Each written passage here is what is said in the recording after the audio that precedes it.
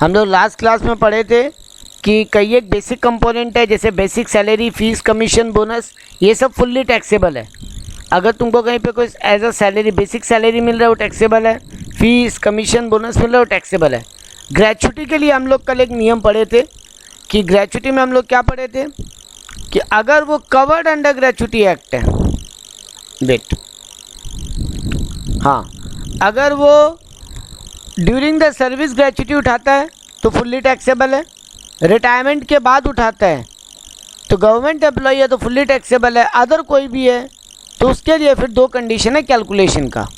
अगर उसका company covered by gratuity act है तो 3 में से मिनिमम ऑफ द फॉलोइंग उसको छूट मिलेगा।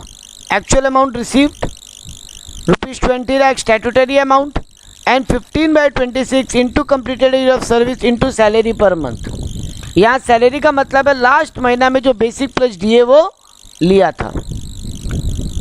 Completed of year of service का मतलब अगर 15 साल 6 महीने है तो उसको 16 साल कर लो, 15 साल 5 महीने है तो उसको 15 साल रखो, 15 साल 7 महीने है तो उसको 16 साल कर लो। मतलब 6 या 6 से ऊपर है तो उसको राउंड ऑफ में 16 ईयर्स कर लो, और अगर 6 मंथ से कम है तो नीचे की तरफ राउंड ऑफ कर लो। नॉट कवर्ड के लिए less minimum of the following था, मतलब ये 3 में से जो सबसे छोटा अमाउंट होगा वो जो ग्रेचुटी मिला है उसमें से माइनस हो जाएगा, जो बचेगा वो पार्ट टैक्सेबल हो जाएगा। क्या क्या है less minimum of the following? Actual amount received ₹10 lakh है यहाँ पे स्टैट्यूटरी अमाउंट, उसके अलावा 1/2 into completed year of service into average salary per month. यहाँ पे एवरेज सैलरी का मतलब हो जाता है 10 महीने का, लास्ट 10 महीने का basic plus DA plus commission, तीनों लास्ट 10-10 महीना का जोड़ लो, डिवाइड बाय 10 कर लो, एवरेज सैलरी आ गया। ईयर ऑफ सर्विस में यहाँ पे मंथ को इग्नोर करना था, हम लोग बात किए थे, फ्रैक्शंस को इग्नोर करना है। तो ये था हम लोगों का ग्रेचुटी के लिए रूल। अब आते हैं एक और रूल पे, लीव एनकैशमेंट। लीव एनकैशमेंट क्या मिलता है? कोई आदमी जॉब के दौरान जो छुट्टी मिलता है वो छुट्टी लेता नहीं है। ऐसे बहुत से लोग हैं जो ड्यूरिंग दी जॉब जब छुट्टी मिलता है वो छुट्टी वो लोग लेते नहीं हैं, उस छुट्टी में वो लोग ऑफिस जाते हैं। छुट्टी का नॉर्मल सैलरी तो उसको मिला ही, लेकिन जिस छुट्टी में वो छुट्टी नहीं लेके ऑफिस गया उस छुट्टी का भी उसको एक्स्ट्रा पैसा मिलेगा। मिलता है बहुत सारा कंपनी में, सब जगह नहीं मिलता है लेकिन बहुत सारा कंपनी में मिलता है। तो वो एक्स्ट्रा अमाउंट तुम्हारा इनकम हो गया, इनकम हो गया तो टैक्स देना पड़ेगा। किस हेड में? सैलरी के हेड में। तो इसको बोलते हैं लीव एनकैशमेंट। तुम लीव को एनकैश करवा रहे हो, तुम लीव लिए नहीं, उल्टा लीव में एक्स्ट्रा पैसा कमाए। तो इसका कैलकुलेशन क्या होगा? अगर भाई ड्यूरिंग दी जॉब अगर कोई ये पैसा उठाता है तो फुल्ली टैक्सेबल है। अगर ऑन टर्मिनेशन मतलब जॉब छोड़ने के बाद, रिटायरमेंट के बाद वो सारा छुट्टी का पैसा जमा हो जा रहा है उसका, और रिटायरमेंट के बाद उठाता है, और गवर्नमेंट एम्प्लॉई है तो फुल्ली एग्जम्प्ट, अदर कोई है तो उनके लिए कैलकुलेशन का रूल है। यानी अगर आप छुट्टी नहीं लिए और छुट्टी का पैसा कमा लिए, एक्स्ट्रा पैसा, छुट्टी में जॉब पे गए और उसका एक्स्ट्रा पैसा मिला आपको, तो आप अगर आफ्टर रिटायरमेंट वो पैसा उठाते हो तो ड्यूरिंग द जॉब वो पैसा उठाते हो तो फुल्ली टैक्सेबल है। आफ्टर रिटायरमेंट अगर वो पैसा उठाते हो आप, और आप गवर्नमेंट एम्प्लॉई हो तो फुल्ली एग्जम्प्टेड है, कोई टैक्स नहीं लगेगा। अदर कोई भी हो तो उनको भी वही, यहाँ पर भी पैटर्न वही, फॉर्मेट वही फॉलो होगा। कितना रुपया मिला माइनस ये 4 कंडीशन में जो सबसे छोटा कंडीशन है, कितना पैसा मिला माइनस ये 4 कंडीशन में जो सबसे छोटा कंडीशन है, मिनिमम अमाउंट है, वो माइनस करने मिल जाएगा, बाद बाकी पार्ट टैक्सेबल हो जाएगा। मतलब अगर हमको लीव एनकैशमेंट के रूप में 3 लाख रुपया मिला, इन चारों में सबसे छोटा मान लो 1.5 लाख रुपया है तो 3 लाख में से मान लो 2 लाख रुपये है तो 3 में से 2 लाख माइनस हुआ, बाकी 1 लाख टैक्सेबल हो गया। तो वो 4 कंडीशन क्या है? पहला कंडीशन वही एक्चुअल अमाउंट रिसीव्ड। दूसरा कंडीशन ₹3 लाख यहाँ पे स्टैट्यूटरी अमाउंट है। तो देखो कवर्ड ग्रेचुटी में 20 लाख स्टैट्यूटरी अमाउंट था, नॉट कवर्ड ग्रेचुटी में 10 लाख स्टैट्यूटरी अमाउंट है, और लीव एनकैशमेंट में स्टैट्यूटरी अमाउंट 3 लाख है। थर्ड कंडीशन है 10 month average salary. Third condition है 10 मंथ एवरेज सैलरी। वही basic plus DA plus commission जोड़ेंगे 10 महीने का, उसको डिवाइडेड बाय 10 कर लेंगे, आ गया 10 मंथ एवरेज सैलरी। और चौथा कंडीशन है completed year of service minus leave taken. Completed year of service minus leave taken into salary per month. कितना साल तुम सर्विस किए माइनस कितना साल का तुम छुट्टी ले लिए into salary per month. Salary का मतलब वही basic plus DA plus commission. Salary का मतलब वही basic plus DA plus commission. तो एक एग्जांपल लेते हैं। मान लो हमको 3 लाख का लीव एनकैशमेंट मिला ऑफिस से, तो हम लिख देंगे leave encashment received 3 lakh rupees less minimum of the following. Actual amount 3 lakh, sorry चलो हमको लीव एनकैशमेंट मिला 2 लाख रुपया। लीव एनकैशमेंट मिला हमको 2 लाख, फिगर बदल रहे हैं थोड़ा क्योंकि वो स्टैट्यूटरी अमाउंट और वो फिगर मैच कर जाएगा नहीं तो लीव एनकैशमेंट हमको रिसीव हुआ 2 लाख रुपया। Less minimum of the following में लिखेंगे number 1 actual amount received 2 lakh, number 2 statutory amount ₹3 lakh. मान लो लास्ट 10 महीने का मेरा एवरेज सैलरी हुआ है, लास्ट 10 महीना का मेरा एवरेज सैलरी हुआ मान लो 1.5 लाख रुपया, तो यहाँ पे लिख दिए 1.5 लाख रुपया। कंप्लीटेड ईयर ऑफ सर्विस, हम कितना साल काम किए, मान लो हम 10 साल काम किए, तो 10 साल में कितना महीना हुआ, 10 साल इंटू 12 महीना, हर साल में 12 महीना होगा, तो 10 साल इंटू 12 महीना 120 महीना, माइनस मान लो हम 3 महीना का छुट्टी ले लिए थे, तो 120 माइनस 3 महीना तो आएगा 117 महीना, इंटू मेरा सैलरी पर मंथ मान लो 8,000 रुपये है, basic plus DA plus commission 8,000 रुपये नहीं 15,000 रुपये, चलो basic salary basic plus DA plus commission मेरा 15,000 है। तो क्या नियम हो जाएगा, कंप्लीटेड सर्विस मेरा कितना 120 महीना माइनस लीव टेकन कितना महीना का, मान लो 3 महीने का छुट्टी लिए तो माइनस 120 माइनस 3 117 महीना, 117 महीना इंटू 15,000 रुपया, 117 महीना इंटू 15,000 रुपया कितना आएगा, 117 इंटू 15,000 15,000 17,55,000 रुपया, 17,55,000 रुपीज़। तो हम यहाँ पे लिख देंगे फोर्थ कंडीशन में 17,55,000 रुपये। चारों में छोटा कौन सा, actual amount 2 lakh, statutory amount 3 lakh, 10 महीने का एवरेज सैलरी 1.5 लाख और चौथा कंडीशन आ रहा है 17,55,000। तो चारों में सबसे छोटा 1.5 लाख, तो 2 लाख ग्रेच्युटी रिसीव था, लीव एनकैशमेंट रिसीव था सॉरी, उसमें 1.5 लाख सबसे छोटा है वो माइनस किए तो बच गया 50,000, वो मेरे लिए टैक्सेबल हो गया। तो मेरा लीव एनकैशमेंट टैक्सेबल निकल कर आया 50,000 रुपया। हम लोग अभी इस पर फुल फ्लेजेड सम करेंगे नेक्स्ट क्लास में। आज इसका कंडीशंस को ख़त्म कर लेते हैं बेसिक कंपोनेंट का, नेक्स्ट क्लास में इसके ऊपर सम करेंगे। तो यहाँ तक क्लियर है रिया प्रिया? जी सर। चलो थैंक यू। अगले कंडीशन की तरफ मूव करते हैं। पेंशन, पेंशन के पहले 2 छोटा छोटा आइटम है वो क्लियर कर लेते हैं। एक है रिट्रेंचमेंट कंपनसेशन और एक है लीव वॉलेंट्री या वॉलेंट्री रिटायरमेंट। ये दोनों क्या होता है, रिट्रेंचमेंट कंपनसेशन मतलब हमको टाइम से पहले ऑफिस वाला लोग जॉब से हटा दिया, रिटायरमेंट की एज के पहले वो लोग हमको जॉब से निकाल दिया और इस बात का हमको लोग कंपनसेशन दे रहे हैं। तो ये कंपनसेशन मेरा इनकम हुआ, तो इनकम हुआ तो टैक्स देना पड़ेगा सैलरी हेड में। और वॉलेंट्री रिटायरमेंट मतलब हमको ऑफिस वाला लोग रिक्वेस्ट किया कि आप टाइम के पहले रिटायरमेंट ले लो और हम ले लिया, लेकिन हम बोला हमको एक्स्ट्रा पैसा चाहिए टाइम से पहले। मान लो मेरा भी 56 ईयर्स एज है, हम रिटायरमेंट कितना एज में होगा 60 ईयर्स में, अभी मेरा एज 56 है, तो 4 साल पहले ही हमको ऑफिस वाला अगर निकाल दिया तो ये रिट्रेंचमेंट कंपनसेशन होगा, हमको 4 साल का मिलेगा पैसा कंपनसेशन के रूप में। और अगर वॉलंटरी रिटायरमेंट स्कीम है तो हमको ऑफिस वाला लोग रिक्वेस्ट किया कि आप टाइम से पहले रिटायरमेंट ले लो और हम रिटायरमेंट ले लिया। रिट्रेंचमेंट कंपनसेशन में एक चीज़ और भी हो सकता था, सिर्फ रिटायरमेंट एज का बात नहीं है। मान लो 4 साल का ऑफिस के साथ कॉन्ट्रैक्ट साइन किया था, 3 साल के बाद ही ऑफिस वाला हमको मेरा कॉन्ट्रैक्ट कैंसिल कर दिया, तो 1 साल का वो लोग कंपनसेशन देगा हमको। तो रिट्रेंचमेंट कंपनसेशन मतलब वो लोग जॉब से निकाल दिया, वॉलंटरी रिटायरमेंट मतलब हम खुद ही अपनी इच्छा से रिटायरमेंट टाइम से पहले ले लिया। तो इन दोनों में जो भी कंपनसेशन मिलेगा हमको वो मेरा फुल्ली टैक्सेबल होगा। सॉरी, उस पर टैक्स लगेगा, फुल्ली टैक्सेबल नहीं होगा, उसमें छूट मिलेगा। तो छूट क्या है, यहाँ पे कोई उतना कंडीशन नहीं है, टाइम के पहले टाइम के बाद वो सब कुछ नहीं है, ना गवर्नमेंट एम्प्लॉय है तेन कुछ नहीं है। मतलब गवर्नमेंट एम्प्लॉय के लिए एग्जेम्प्टेड है, बाद बाकी सबके लिए टैक्सेबल है। गवर्नमेंट एम्प्लॉय के लिए एग्जेम्प्टेड है, बाद बाकी सबके लिए टैक्सेबल है।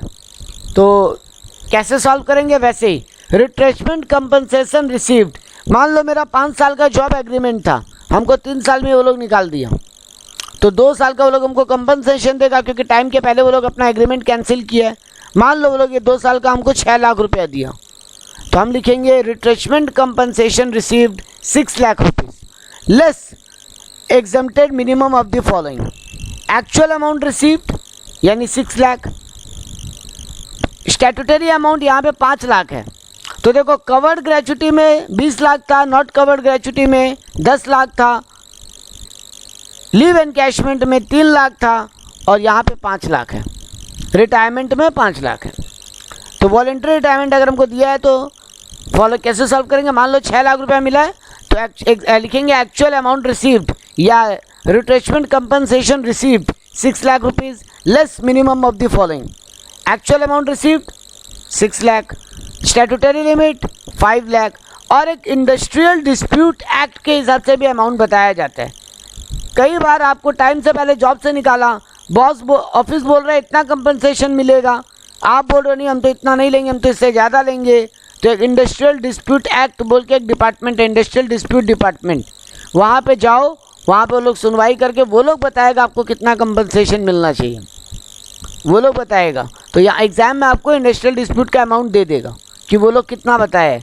मान लो वो लोग बताया कि आपको 3 लाख मिलना चाहिए, या वो लोग बताया कि आपको 7 लाख मिलना चाहिए, मान लो 3 लाख मिलना चाहिए बोला वो लोग, तो मेरे को एक्चुअल अमाउंट रिसीव्ड हुआ, हम लिखेंगे leave retrenchment compensation received 6 lakh less actual amount received 6 lakh, statutory limit 5 lakh, industrial dispute act 3 lakh. तो तीनों में से छोटा कौन सा है, 6 लाख 5 लाख 3 लाख में से 3 लाख छोटा है, 6 लाख 5 लाख 3 लाख में से 3 लाख छोटा है। तो एक्चुअल अमाउंट रिसीव्ड 6 लाख में से 3 लाख माइनस कर देंगे, जो बच गया 3 लाख वो मेरा टैक्सेबल अमाउंट हो जाएगा।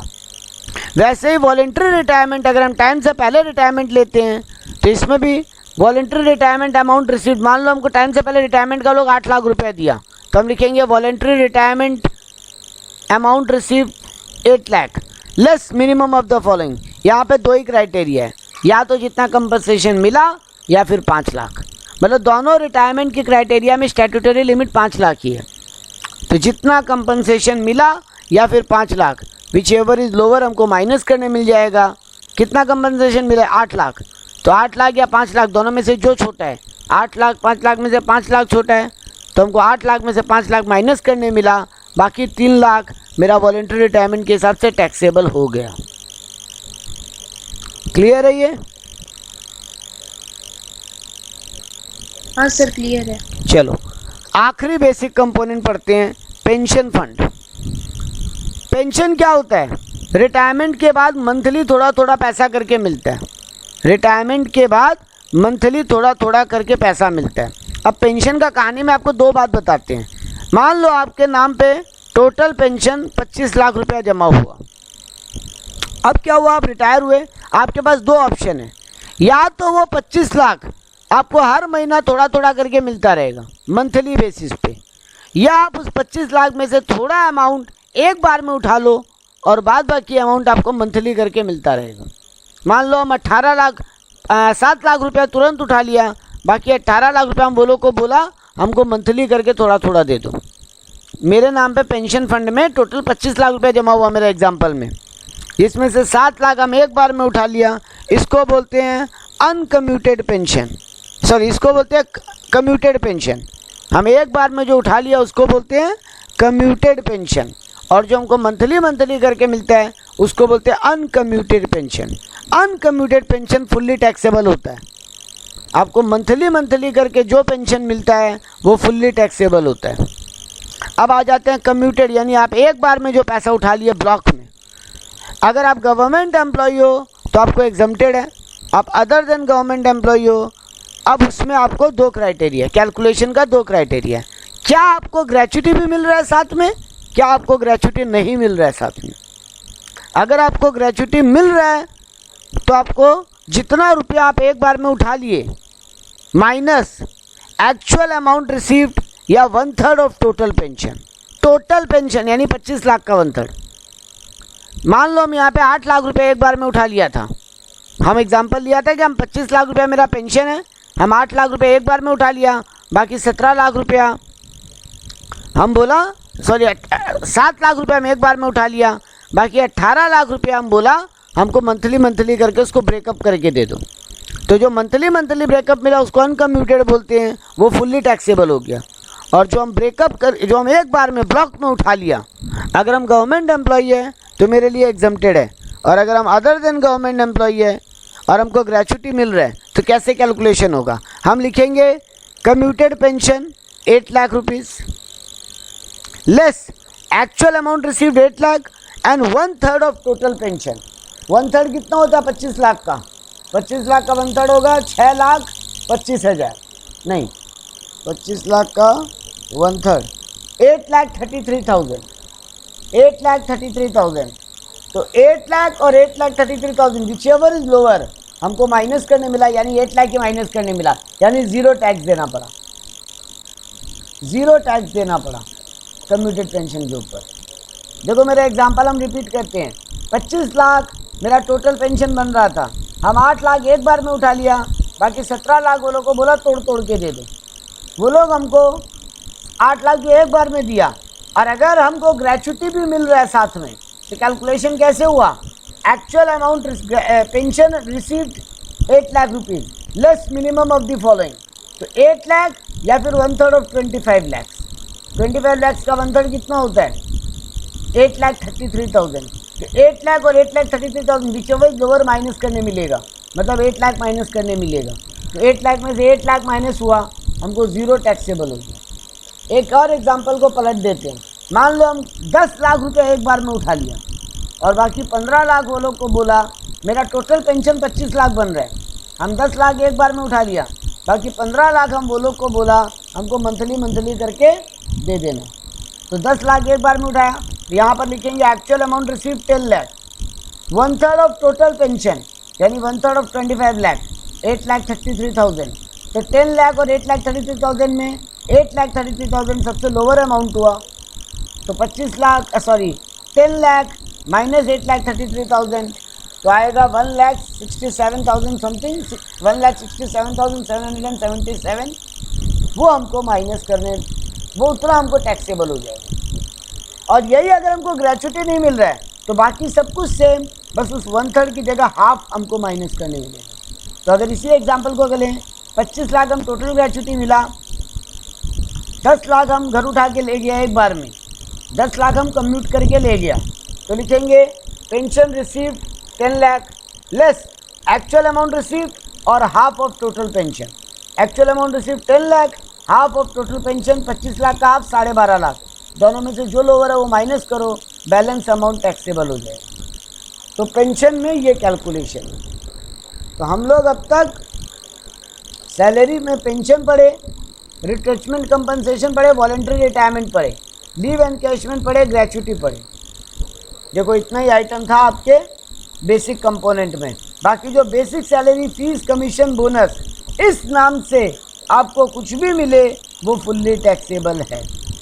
Basic salary, fees, commission, bonus के नाम से आपको कुछ भी मिले वो आपके फुल्ली टैक्सेबल है। क्लियर है ये बेसिक कंपोनेंट सारे आइटम? हाँ सर क्लियर है। अब आते हैं अलाउंसेस पार्ट पे। आज थोड़ा सा अलाउंसेस का एक पार्ट करेंगे केवल।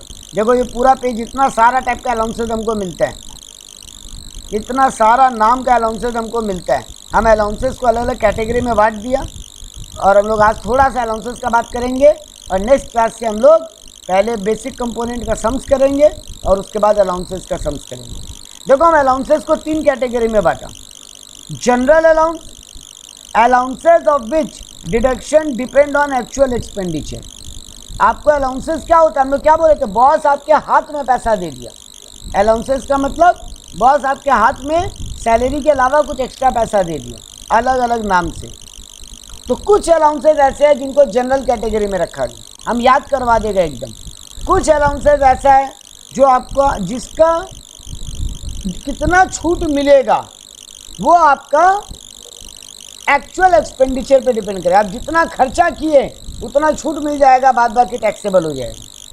और deduction not depend on actual expenditure, मतलब कुछ एक अलाउंसेज ऐसे हैं जिनके लिए कुछ गवर्नमेंट एक पर्टिकुलर अमाउंट बता दिया, इतना अमाउंट छूट मिलेगा, बाद बाकी अमाउंट टैक्सेबल।